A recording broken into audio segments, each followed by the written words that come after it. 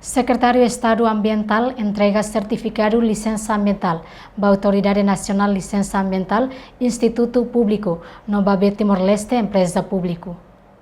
Cerimônia entrega certificado licença ambiental ne halau ia salão Agência Nacional Licença Ambiental dili quarta lorong ronulu resin walung bulan setembro tinang ne.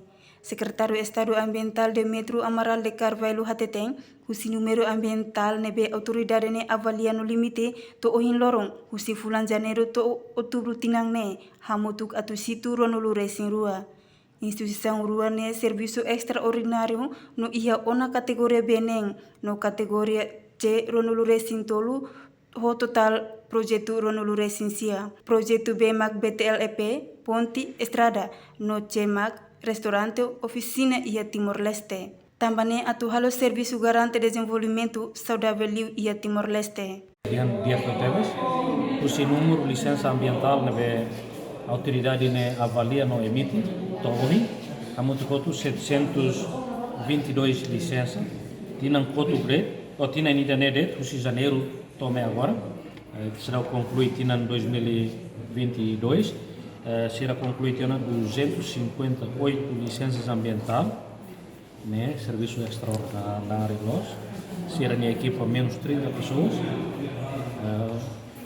será serviço belebihan kata extraordinário nós e a tempo no meio tem projeto físico arte depois hoje kita emite licença categoria NEN ou categoria B NEN categoria C Ronaldo vai ser em tolo muito coto 29 projetos e daí a tudo kata que desenvolvimento itu nilai lá e hanla contribui para o processo de desenvolvimento. Entretanto, primeiro vice-presidente BTL-EP, Gustavo da Cruz, sente contente também a autoridade de BMACFON, Liliu ia B Timor-Leste Empresa Público, bele hetang una certificado ambiental. A mim, orgulho também a liderança da sua excelência do Estado, mas que ali autoridade de BMACFON, orgulho por direção, e Liliu BTL a minha cooperação de Teves atribuiu a certificado RAP a mim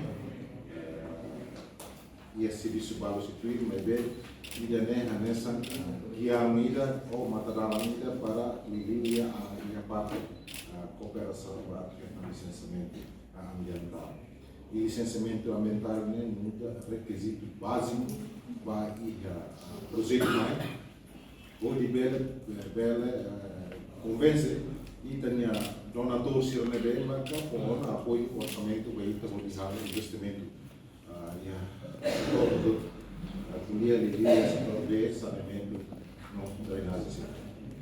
Apreciação né hanesan matadalang ida liliuba parte cooperação e assessamento ambiental. Reportagem Ana Rosária Televisão Timor Post.